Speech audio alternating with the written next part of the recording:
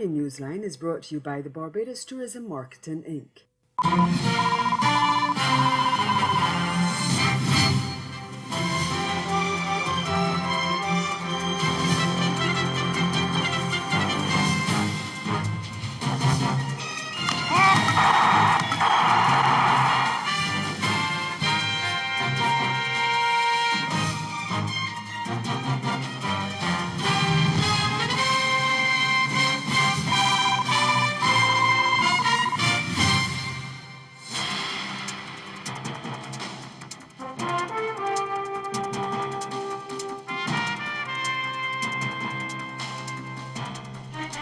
Dominica's ruling party heading into elections with a virtual new slate of candidates. Our top story in Caribbean Newsline from Monday, February 18th. From the CMT News Center in Bridgetown, I'm Dawn Paris. Good evening. Prime Minister Roosevelt Skerritt has named a slate of new candidates, including his wife, to contest the 2020 general elections as his Dominica Labour Party, DLP, seeks to win a fifth consecutive term in office. He's dropped a number of senior ministers: the Public Works Minister, Sports and Youth Affairs Minister, Education Minister, Health Minister, Information Science and Technology Minister, Tourism Minister, and the Minister of Kalinago Affairs were not among the candidates announced to run for the 21 seats in the next polls.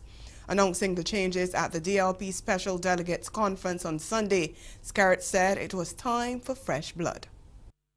We were fortunate as a party in government to have had a group of youngsters, men and women, who stepped forward in 2000, 2005, 2009, and 2014 to serve their country. They have done a tremendous job under the circumstances and against a backdrop of enormous adversity.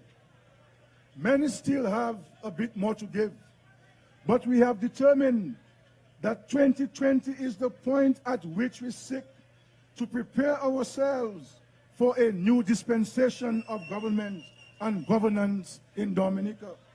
But Skerritt stressed that those not selected have agreed to remain in the service of the people of Dominica in different capacities.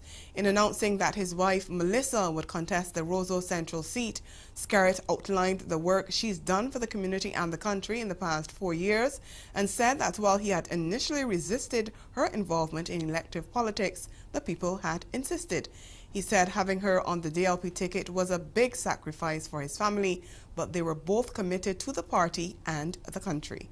Melissa has juggled being the doting mother of our children, with providing mentorship, education, and employment opportunities to many of the young women in her constituency over the years.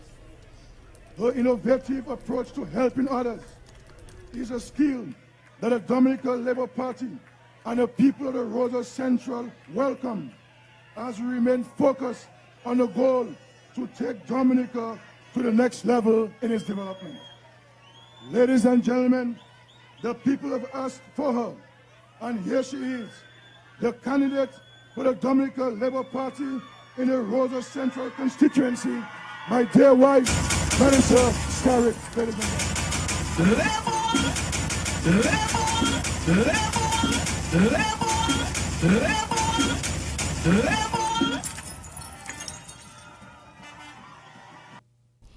The Prime Minister said the changes to the candidate lineup were in response to calls from party supporters for fresh faces ahead of the next elections. After introducing the entire team, he urged the party to welcome the newcomers with open arms. I appeal to the family of Labour this evening to embrace this fresh group of patriots. They are all success stories, ladies and gentlemen. None of them is looking for a job. None of them is seeking economic opportunity. None of them can be considered, far less regarded as failures. These are young, bright Dominicans in whom all can be pleased, ladies and gentlemen. I urge the family of Labour to unite around this group. In the last general election in 2015, the DLP won 15 seats, with the other 6 going to the United Workers' Party. Well, after unveiling the candidates on Sunday, Prime Minister Skerritt was forced to announce on Monday that one of them will not be running. Anika Charles, who was one of the 9 women on the initial slate, has withdrawn from the electoral race less than 24 hours after being named as the DLP's representative for the constituency of Marigot. According to Skerritt, Charles withdrew because of a nasty campaign by opponents and detractors. Charles expressed her shock and dismay at the salacious, vicious, and downright nasty campaign launched against her immediately after her endorsement by persons associated with the opposing camp. The campaign that has been launched against Ms. Charles is reprehensible, and no one, particularly a young mother, should have to endure such. It is very unfortunate when persons believe that to succeed in politics, they have to stoop to the lowest of the low. The Labour Party that I lead will not descend into the gutter with them. Skerritt says a suitable replacement for Charles will be named in due course.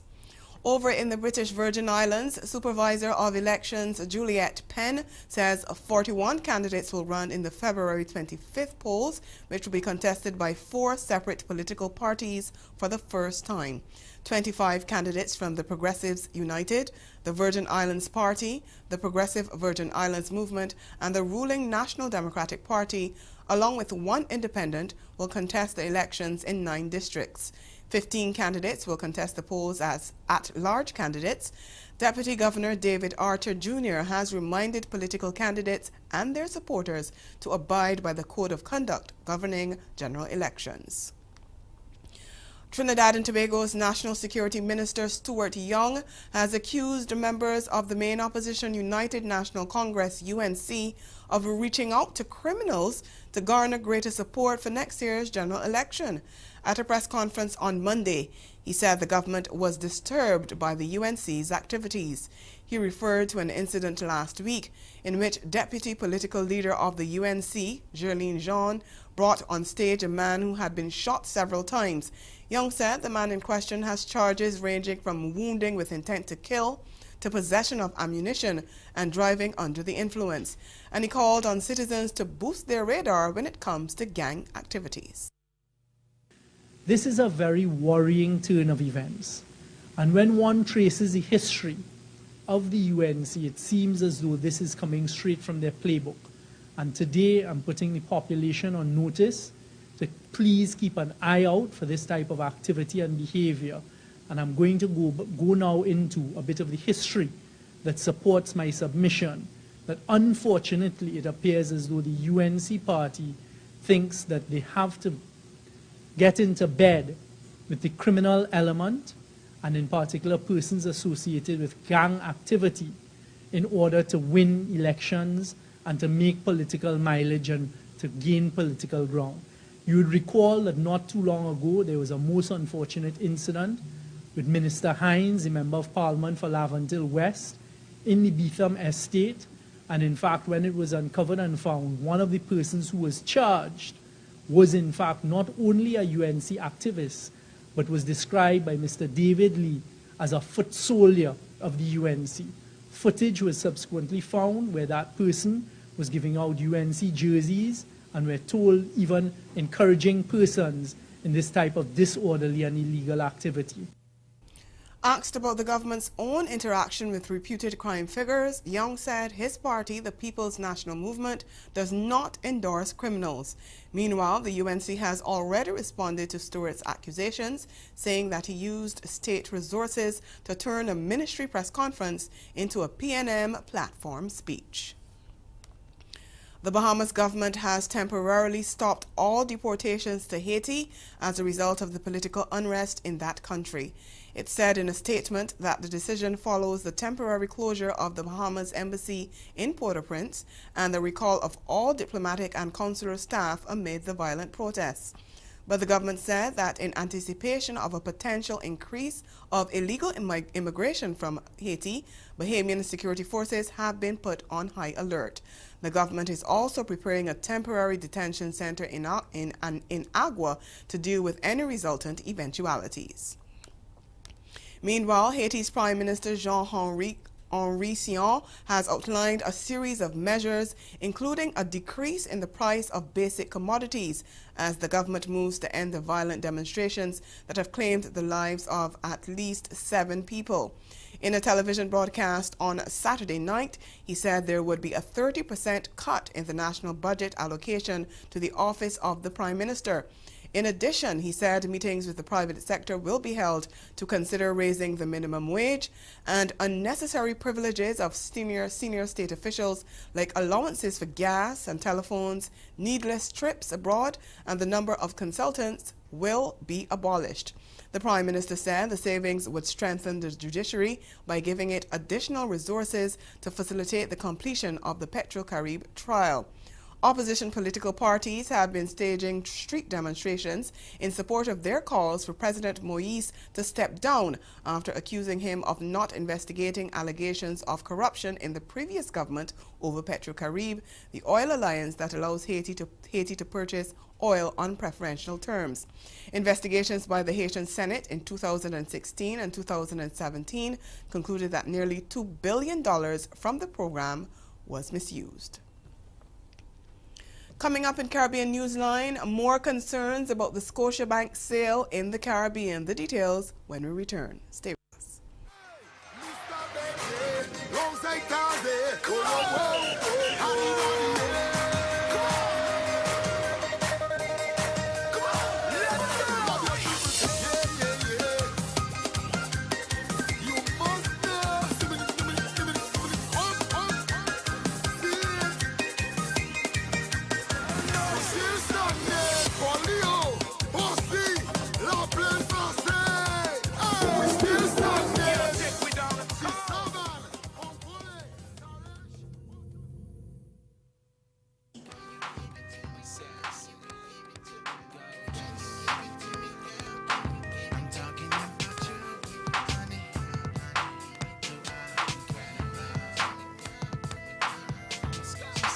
Melrose crowd, they're shoppers. They're there looking for clothing. They're there.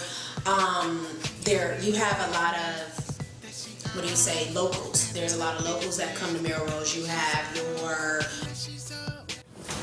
Don't jump up to this non-stop turn and twist. What up, it's your boy French Montana. It's me, Smokey Robinson. It's your boy Davido. Hi, I'm Elme. This is Buju Banton, and I'll be performing live with the Shine Low Band in St. Kitts Music Festival. Don't miss the 23rd Annual St. Kitts Music Festival, June 26th to June 30th, 2019, featuring Buju Banton, Smokey Robinson, Popcorn, and Elme. Also, Davido, French Montana, Fimba, Edwin Yearwood and Crossfire, Coco T, Skinny Fabulous, Shal Marshall, Charlie Black, Farmer Nappy, Nadia Batson, Infamous, New Vibes Band, and many, many more. It will be epic. It will be mind-blowing. It will be jaw-dropping. It will be awesome. The St. Kitts Music Festival, an experience like no other. For more information and to buy tickets, log on to www.stkittsmusicfestival.com.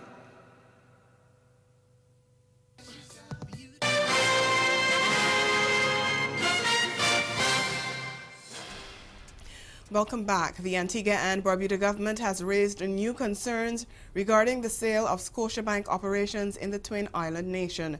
There are reports that the financial institution may be examining an alternative to paying severance to workers following the decision to sell its operation in Antigua and 8 other regional countries. Prime Minister Gaston Brown, who has publicly expressed reservations about the proposed acquisition, has already indicated that his administration would not be issuing a vesting order to facilitate the move. Brown says some new information which has been brought to the attention of his government may further hamper the sale of Scotiabank. But I'm told that Scotiabank has had temporary staff or contract staff who have been in staff for the last 14 years. Now that they're about to sell the branch here, These individuals have no benefits, no severance, nothing. I'm also told, too, that Scotia is seeking to roll over the severance benefits of the staff over to Republic Bank. And clearly, people have been working there for 20 years, 30 years. The ideal situation would have been to sever them, and then they can take up employment to the new entity. There are some malpractices that we've been told about, and we will make a policy decision in Cabinet possibly next week to confirm that those issues must be addressed. Brown said the Cabinet will make a decision to address this matter as well as the issue of severance, which he said must be honored before any vesting order is issued to facilitate the sale.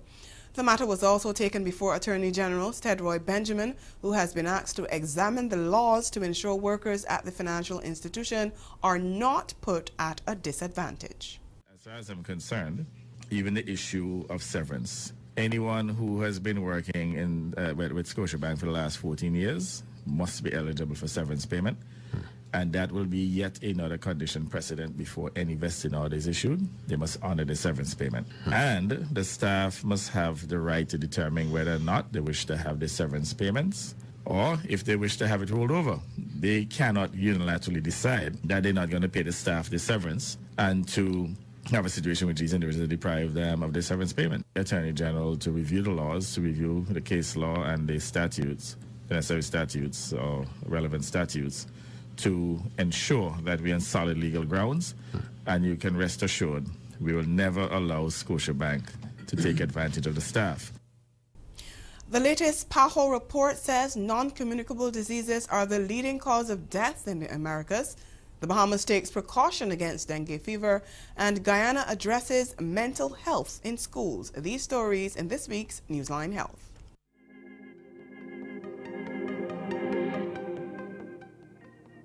A new report from the Pan American Health Organization says non-communicable diseases are the leading cause of death in the Americas. In its latest document examining the region's health situation, PAHO said the mortality rate from NCDs is 7 times higher than that of infectious diseases. Regarding infectious diseases, in 2017, Latin America and the Caribbean reported 580 cases of dengue, more than 31,000 cases of leprosy, and more than 13,000 cholera cases. The HIV diagnostic rate was 14.6 people per 100,000 region-wide, and for every woman newly diagnosed with HIV, there are 3.6 men newly diagnosed with the disease. The Bahamas has launched a campaign to protect its citizens against dengue fever. It follows a warning from regional health officials last month that the Caribbean was at risk of an outbreak of dengue fever. An estimated 8,000 people were infected with the disease in Nassau in 2011. We have dengue circulating in Jamaica, and they had some deaths associated with it, and so we are being preventative in that we don't want it here. We're trying to mitigate the problem that it can create once it reaches here in the Bahamas. There has been limited rain, and so maybe that to date we don't have any cases, and we want it to remain that way. As mental health illness gains more recognition around the region, Guyana's Department of Health is stepping up its efforts to address the issue in schools. It hopes to start formal training for teachers in that area by April. We are in the process of planning the training of teachers to recognize when a child is showing signs and symptoms of mental health issues, educating them into the process of referral and how to get them to help and so on. Mary-Claire Williams, Newsline Health.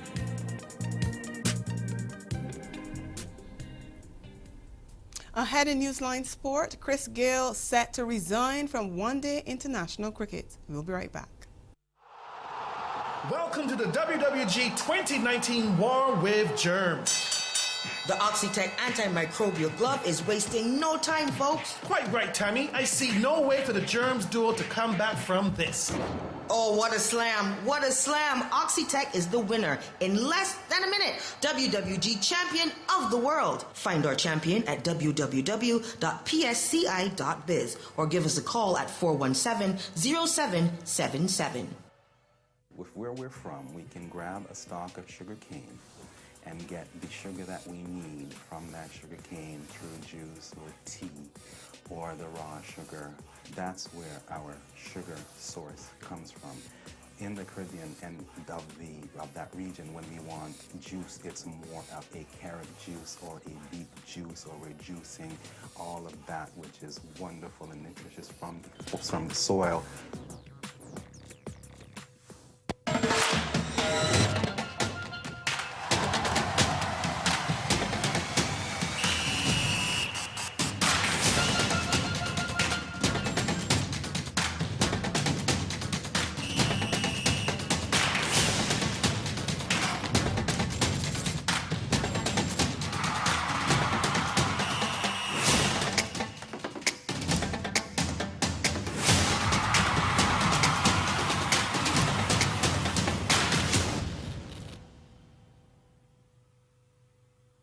It's estimated that 90% of American adults own a cell phone and 88% of teenagers. By next year, there'll be 6 billion devices in circulation in what's become a nearly $400 billion industry. It's truly amazing when you consider all the knowledge ever produced by the human race is accessible through a 3-by-6-inch device in your pocket. Cell phones are constantly being improved upon to keep pace with manufacturers' sales goals, and the increased functionalities means that we as humans have more reasons to use them.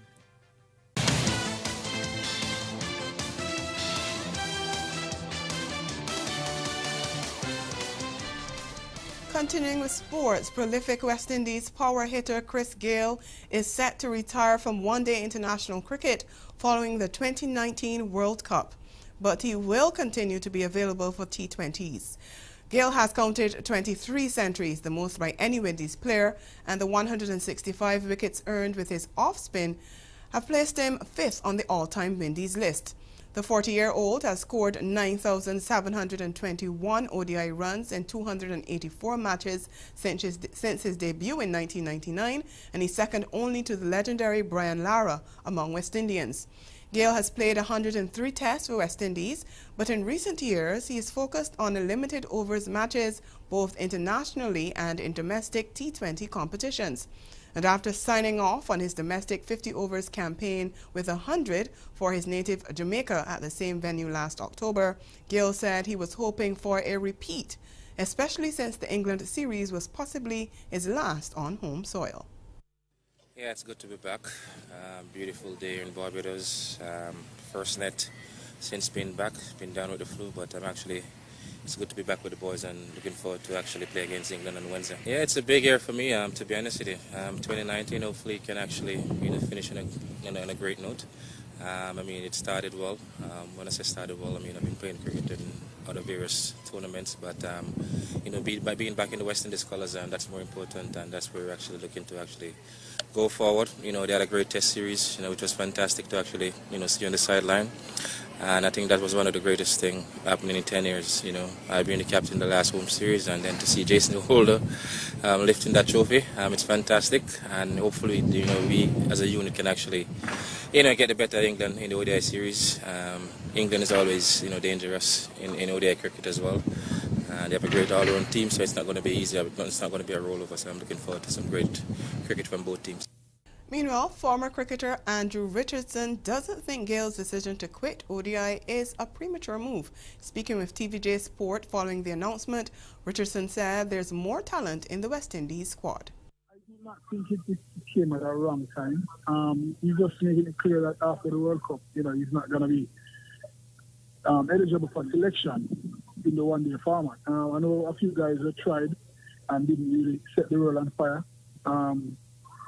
We're talking about Hemraj got his opportunity in the subcontinent the other day and didn't do much.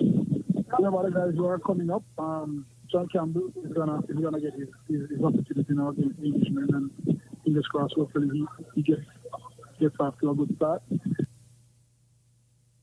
Richardson, who is now assistant head coach of the Jamaica Scorpions squad, said Gayle's absence will be felt. This is a global superstar. He has definitely made a significant, massive contribution to the game overall. And for him retiring from the 50-over game, he's going to be missed. He's going to be missed.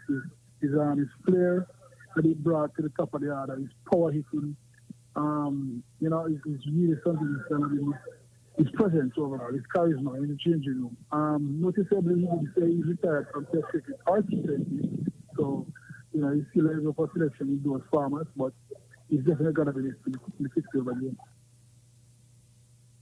Staying with cricket, Joe Root and Jason Roy both slammed centuries to lead England to a comprehensive 171-run victory over a UE Vice-Chancellor's 11 at the 3Ws Oval on Sunday. Root smashed 114 and Roy made 110 before retiring hurt, as England amassed a whopping 371 for 7 from their 50 overs after losing the toss and being sent into bat. The home side never mounted a serious threat in pursuit of a mammoth total, eventually folding for 243.5 overs, with 3 English bowlers each ending with 2 wickets. Nicholas Curtin was the top scorer for the Chancellor's 11 with 37, while Kyle Corbin and Amir Jangu each scored 35. Adil Rashid, Chris Wokes and Mark Wood, who took 2 wickets each, then ran through the middle and lower order to reduce the home side to 152 for 6. West Indies women captain Stephanie Taylor, along with the new ball pair of Shakira Selman and Shamilia Connell, have made important strides in the latest ICC Women's One-Day rankings released on Monday. Taylor has risen 2 places in the batting rankings to 8th, following her 158 runs at an average of 52 in the Windies' just concluded 3-match series against Pakistan in Dubai. Charmaine Campbell was the other Windies player to enjoy positive movement in the rankings, gaining 2 places to move to 52nd. Opener Hayley Matthews, who missed the Pakistan series through injury, lies 27th, while former skipper Marissa Aguilera, who toured but was overlooked for the ODIs, lies 38th. They're the only 2 other Windies players in the top 50. In the bowlers' rankings, Seymour Selman rose 8 spots to 26 after picking up 4 wickets against Pakistan, while her new ball partner Connell rose 6 places to 49th following a similar 4-wicket series haul. Taylor, who bowls off spin, dropped 3 places to 13th in the bowlers' rankings after picking up just 3 wickets. As a result, she remained 2nd in the all-rounders rankings behind Australian Elise Perry. And that's the sports. We'll be right back. Caribbean Newsline is brought to you by the Barbados Tourism Marketing Inc. Hey, Mr. Bentley, long say Taze, come on,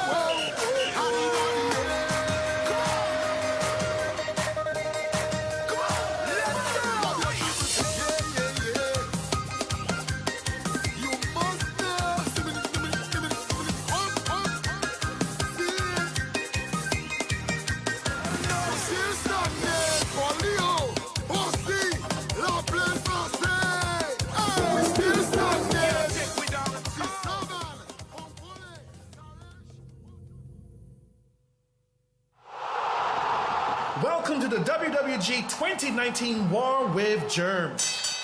The Oxitec antimicrobial glove is wasting no time, folks. Quite right, Tammy. I see no way for the germs duo to come back from this. Oh, what a slam. What a slam. Oxitec is the winner in less than a minute. WWG champion of the world. Find our champion at www.psci.biz or give us a call at 417-0777.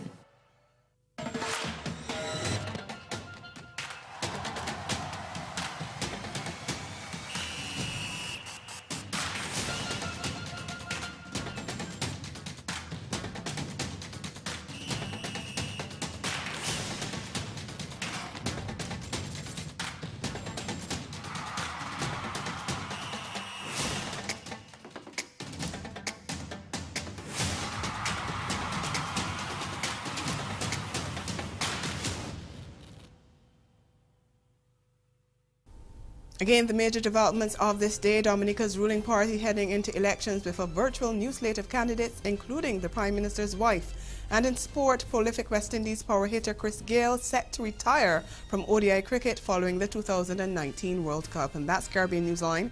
For news and sport around the clock, subscribe to CanonNews.com. And for more of our programming, log on to CaribVision.tv and check out our YouTube channel. We'll be back here again tomorrow, but from all of us at CMC News, thank you for watching and have yourselves a good night.